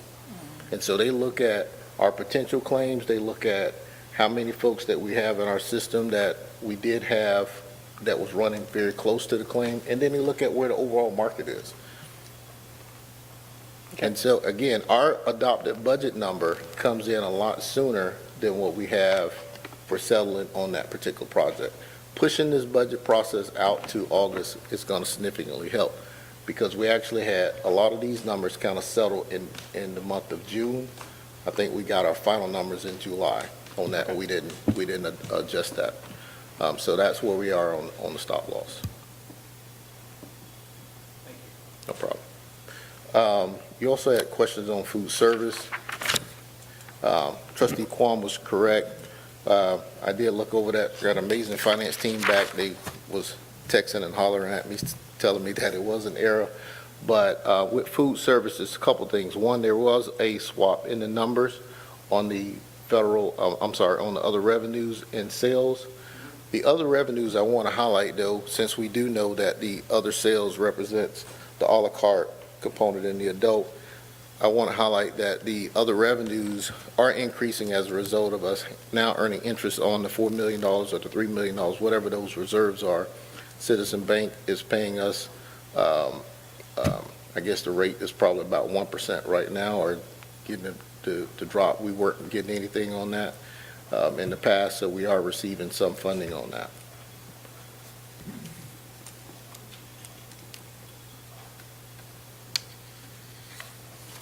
So we're getting 1% on the 4.479 million? Yes, sir.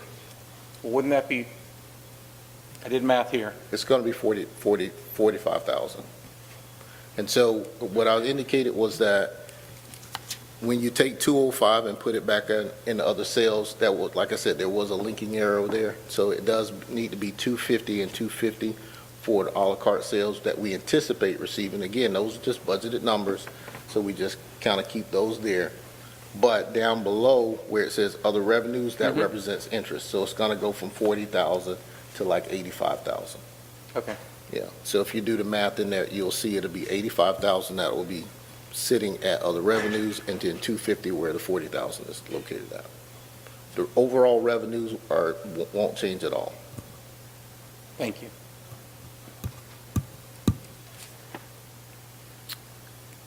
Mr. Marbert, you have any questions as we move forward? Nope. Okay. Are there any other questions for Mr. Smith on the revised budget?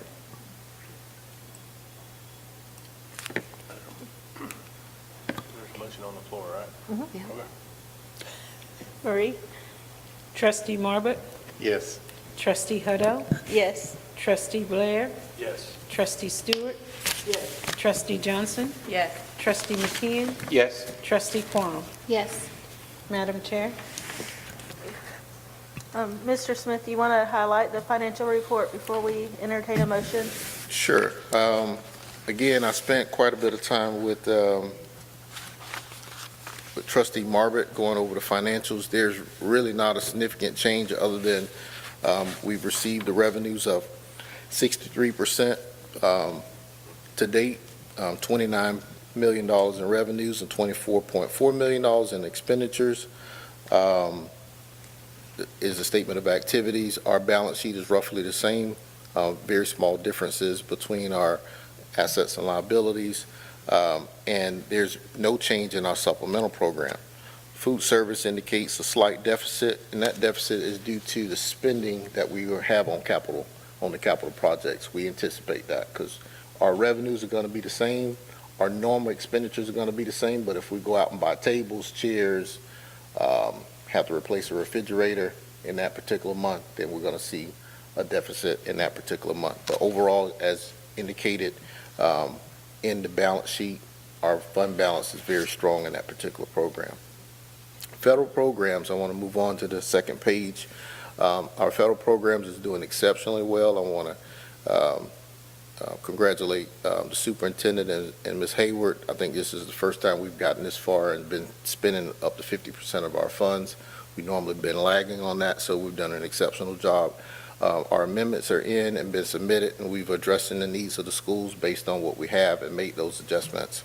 And some of those amendments have come in, some of them haven't, but we've sent in amendments that address the school needs based on moving to the rest of the school year as to what we might have available. Transportation is sitting right at 54% of our budget. If we look at the revised budget, just going back a little bit, we brought the transportation costs down a little bit, anticipated transportation costs down from what we've had in the past. Mr. Johnson actually did an amazing job hiring as many people as he could, so our overtime costs have come down much more than what we had in the previous year. And so we were able to take our adopted transportation budget versus our revised, what we believe we'll need by the end of the year, and reduce that, allowing the schools to be able to do other functions. For a lot of you that are brand new, transportation cost is funded 40 cents on the dollar. That means 60 cents come out of the classroom. And so every dollar that we reduce helps the schools significantly. And then the capital fund just represents the revenues that we anticipate based on that year, to date. Any questions that we have? I mean, these are standard financials. Yes, sir. Just question, just being new, that 40-60 split, is that calculated directly school by school, or is that just done proportionately throughout the system? That's statewide. Statewide. If you were to go to any school district. No, I understand that. What I'm saying is, when we're calculating those numbers, if, like right now, Box South has more, let's say, overtime because people are running late, is that hurt them more financially because drivers are doing more overtime because they're short? Okay. No. Okay, that's what I was asking. Yeah, I'm sorry, we charge the schools based on the routes that's run, okay? And, but we don't make an adjustment because now you have a driver that's running overtime. We don't make adjustment. It's set at the beginning of the year, and we don't make adjustments to it. Mr. Smith, I had If nobody else, I only had one question, one Yes, sir. comment. On page 13, it's the LWCS Inc. and the health services. Expense-wise, we are at 79% of budget number, and I know you mentioned that. Is that due to our health insurance? That is the health insurance, and that would be where we're running a little bit heavy on the pharmaceuticals. Okay. Roughly about $1 million if we were to project it out, that will be over where we anticipated when we first started in the beginning of the year. We just have a few high claimants. I can just give you the facts on this without giving you too much information. We have 5 claimants that's running about 30% of our overall claims. Okay. So we have some high claimants in there that's, that will be piercing that stop loss. So that's why we more than likely will see, another increase in the stop loss component. All right. And then the only other thing I had was, I know we had talked about the transfers in and out on the schools being cumulative and should be net. Did we get that fixed? That's a formula error from DOE. Melissa and I talked about it and looked at it. It's just a formula error. And you're talking about in the budget side of the transfers in Correct. and out at the end. Yes, sir. That schedule template is provided to us by the Florida Department of Education, and it's just sitting there. Okay. Yes, sir. All right, thank you. It's not a number that we control. That's all I had. Any more questions on the financials? If not, then we'll move to personnel activity.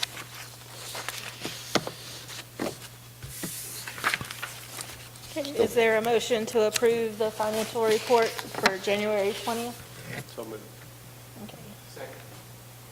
Second. Okay. Is there any further questions? Did you get that, Marie? It was Blair and, okay, McKeon. Yes, ma'am. Okay, Marie? Trustee Marbut, Yes. Trustee Hutto, Yes. Trustee Blair, Yes. Trustee Stewart. Yes. Trustee Johnson, Yes. Trustee McKeon, Yes. Trustee Quan. Yes. Madam Chair? Thank you. And Mr. Smith, there were no personnel changes in the packet? No personnel changes. Okay, so we're back to our superintendent's report. Ms. Conrad? Great, thank you. The superintendent's report, since our last board meeting, I've been present, visible, and of service in our schools and community. And in the board docs, along with in your emails, you received a list of where I have been since our last board meeting, with some highlights of one, as Mr. Arnold had indicated, we are advocating for Senate Bill 1704 and House Bill 1437, and so please continue to do your advocacy. And in addition to that, Ms. Ard from the Finance Office had sent out to our principals and our schools some more background information to help you with dollar amounts that would be helpful in obtaining that capital outlay directly for our conversion charters from the state. As you can see in the list of pieces, there have been a lot of meetings where we have been collaborating and working together as a system to get things moving forward, whether it's around the budget, whether it's planning for next year. We are working together as a system, and I am very proud of our staff and our administrators, our directors, and everybody that's really rolled up their sleeves and dug in to doing the work when it comes to that. A couple of things I do want to point out is that we have formed a Lake Wales Charter School Professional Development Committee, and on that committee we have representation from across the system in different areas. We have met twice.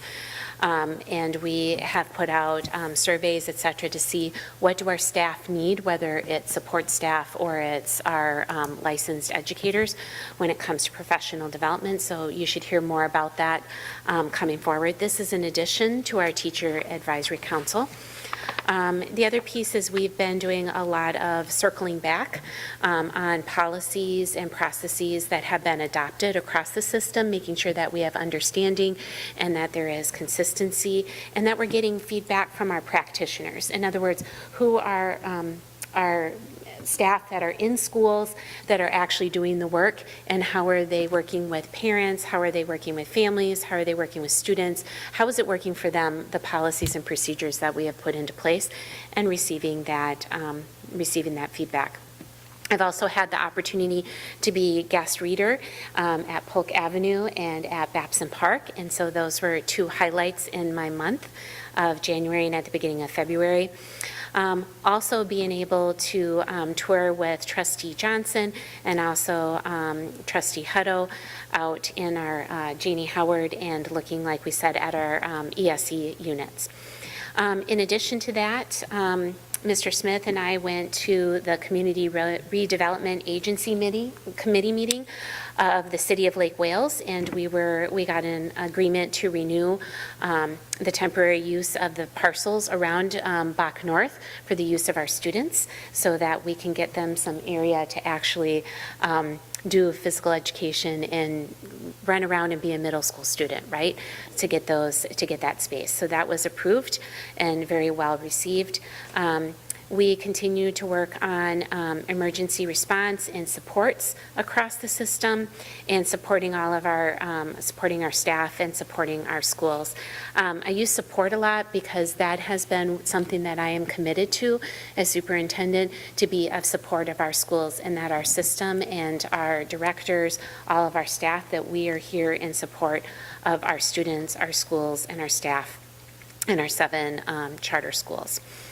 Then going on to focusing on engagement, Trustee Winfrey, you had said Teacher Advisory Committee is scheduled for March 2nd. I can't believe that's going to be next week already, at 4 p.m. Then tomorrow, I would love to see you at our next Community Connection, the 3rd Snack and Chat Town Hall meeting. We always have good snacks, right? Who doesn't enjoy that? With the superintendent is me, which is tomorrow from 6 to 7:30. And we will be right across the street at Burns Avenue. And Marie, I'm going to get the church name wrong, so can you help me with? New Divine Church of God by Faith. New Divine Church Street. Thank you. So we'll see you there. There's been a lot of social media postings on that. The other thing I wanted to give you an update on is the board had approved in November an enrollment plan. We did an adjustment and a revision in January. And so in my superintendent's report, you do have a link to the enrollment committee protocols, priorities, our lottery or acceptance letters that we are working on with each of our schools to ensure that we have consistency and transparency when it comes to accepting applications at each of our charter schools. So if there are any questions, et cetera, we have our process here, and we're happy to answer any of those questions. You can expect to see acceptance letters or acceptance notifications starting March 12th, and the due date to accept the congratulations and to enroll in our schools is March 31st. So we would love to hear back from you then. And that concludes my report for this month. Oh, and I should say that our next meeting is the Board of Trustees work session is at 4 p.m. The board meeting's at 5:30 on Monday, April 20th, right here at Lake Wales High School in the auditorium. We will also do Teacher of the Year and Support Personnel of the Year recognition at that time. So thank you. Marie, are there any scheduled persons to address the board on non-agenda items? No, ma'am. Okay. So going back to the nominating committee, again, we will need to fill seat 3, which is Brian Marbott's current seat. His term ends June 30th of 2026. It is a Board of Trustees seat where we could choose, but I think it would be best if we do go to our SAC committees just for an updated list, because I don't think the list has been updated since it was used when I was voted in. So, yeah, so that's why I am asking Dr. Johnson. She did such a phenomenal job with our superintendent nominating committee, if she would be willing to host that. And So what are we asking? Like, so we want a name, 2 names, 3 names from each committee? How's that work? just reaching out, Dr. Johnson can reach out to each principal and just have them have their SAT committee send a list of names. Because I attend Polk Avenue SAT committee, and I know she's already kind of started the discussion of updating some names. So Dr. Johnson will just reach out to each of the SAT committees for a list of names that then we can either choose to have the nominating committee choose the person, or once we get the list of names as a board, we can decide we feel this person would be the best candidate. So we don't need to vote on anything tonight if Dr. Johnson's willing to kind of do that for us. Just reaching out to the principals, having their SAT committee submit names. Yes.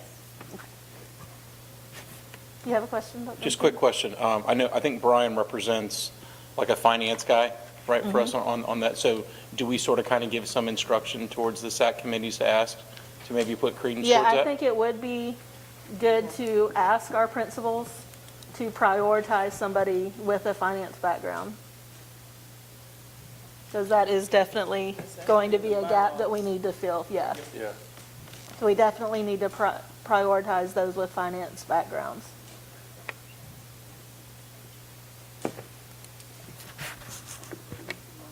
Does all the trustees good with that process? Just to get an updated list of names, and then we'll go from there.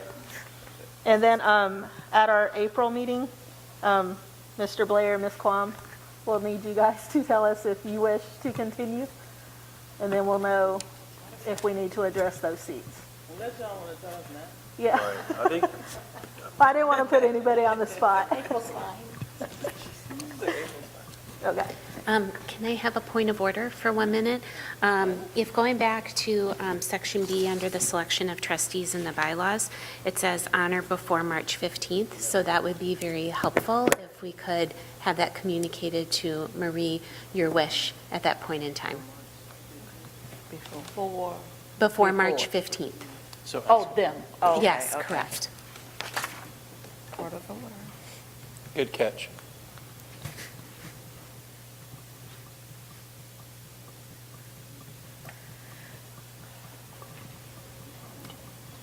Is everyone good with that? And when do we need the list by? honor before March. Honor Oh, before that's March March 15th. also? Correct. Same Oh, day. okay. Well, we ain't doing nothing until April 20th, right? So the Yep. SAC committee list. By Correct. March 15th, Correct. We got you. before March 15th. Before. Okay, so all of it. Got it. So I got a quick question. Since we're not meeting in March and we're not meeting till April now, can we consider amending that date at the next board meeting to push that to a later date? Because why are we going to get it a month before we're going to vote on it? We're not going to do anything with it. And we're putting a lot of time pressure on somebody to get it done in less than a month. So that's just a question. Yeah. We'd have to change the bylaws. Right. Yes, we would be asking to change the bylaws if we did that. So on this, when we look at this, it says pursuant to the requirements, may honor before April 15th, nominate one or more individuals to become a trustee, and that's for seats 4, 6, and 8. I think what we're asking for is a list of names and possibilities so that we could be looking at seats 3, 5, and 7. Did you say April 15th? So getting names honor before March 15th, and then here it said, so we could start doing that, for seats 4, 6, and 8, pursuant to the requirements for the qualifications as set forth above, may honor before April 15th, nominate one or more individuals to become a trustee, and the nomination shall be forwarded to the nominating committee honor before May 1st. So we would still be, in my interpretation, we would still be able to meet the timelines for our April meeting. So we would need the answers for the other 2 seats before that March 15th, but the list from Dr. Johnson can come by, is that April? No, It's March. It's March Okay. 5th. Okay. I thought I- we're not going to vote on anything. Right, nothing will be voted on. And I'm just asking as a point of order, so will we be furnished the SAC committee list sometime between now and then? Okay. That is correct. And Dr. McKeon, you will also see, because it will be a compiled list, you will see which schools has requested and the names, and then you guys make the decisions from that when it comes back to the Board of Trustees. Thank you. You're welcome. Do they need to submit anything other than a name, or that's all? Do they Resume. need to submit a Name, resume? resume. Resume. Name and resume. Name and resume. Got it. Yeah. And before you vote, depending on how the names are, after you vote, then we'll do the background check, et cetera. And Trustee Johnson, Ms. Charrington Gray, and myself, we are happy to work with you Yes. as you navigate this. Thank you. So do we need Mr. Blair and Ms. Quam to tell us tonight? If they, okay, so we're good if they, Give them a minute to marinate. okay.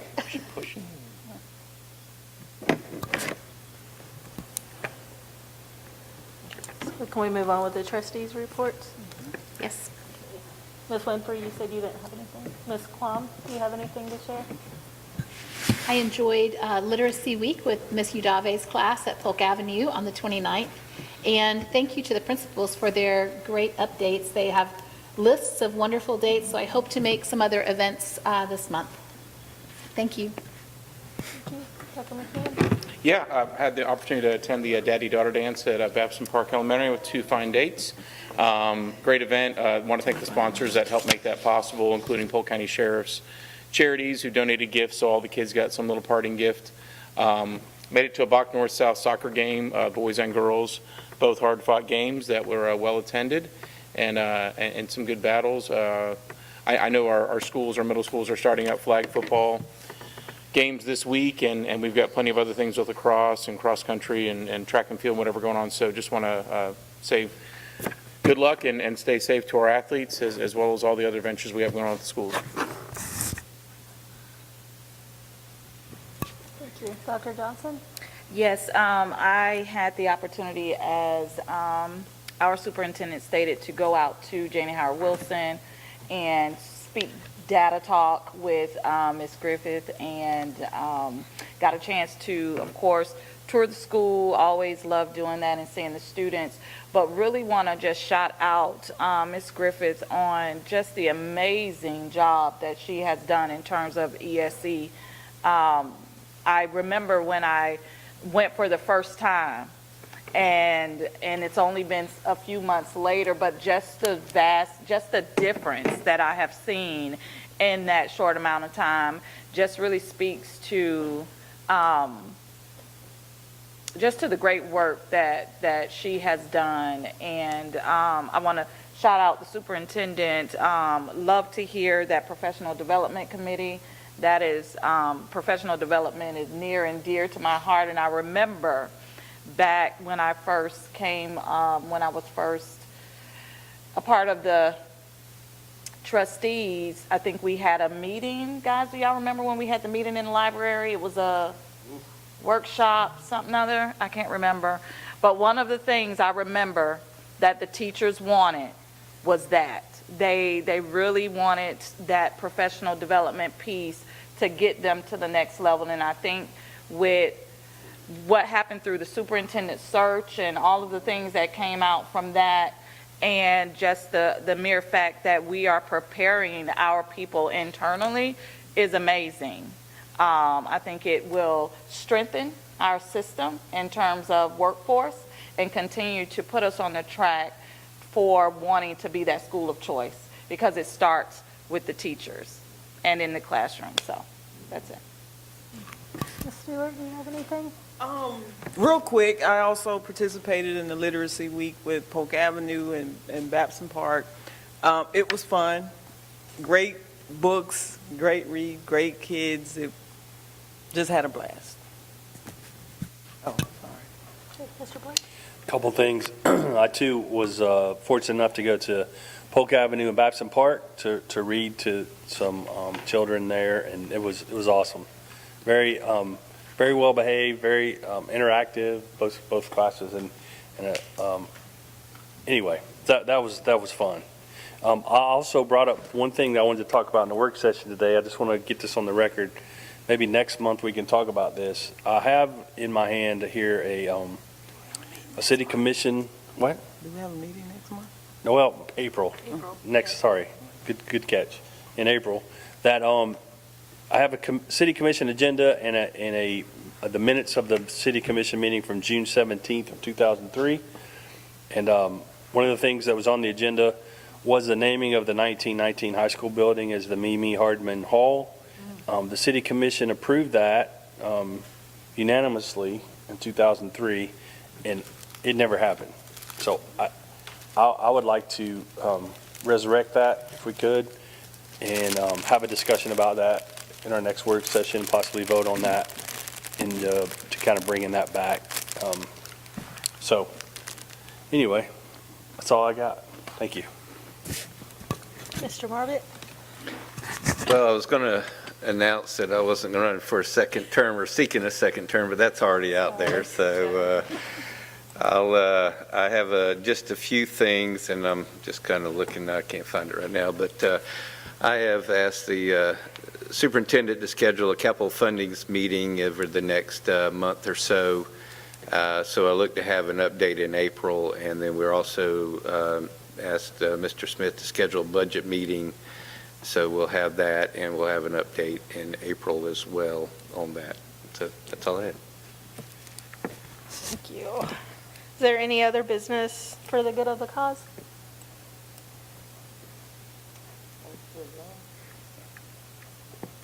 So, motion to adjourn? Second. All right. All right, well, thank you guys. Have a, do we need? Mm-hmm. Yeah. We have to vote on that? Motion to adjourn. Motion to adjourn. Yeah, that was Mr. Blair motioned. Is there a second to adjourn? Oh, well, I motioned it. Oh, okay, Stewart motion, Blair seconded. Trustee Marbut? Yes. Trustee Huddle? Yes. Trustee Blair? Yes. Trustee Stewart? Yes. Trustee Johnson? Yes. Trustee McKeon? Yes. Trustee Cole? Yes. Motion adjourned. Thank you, guys. Meeting adjourned.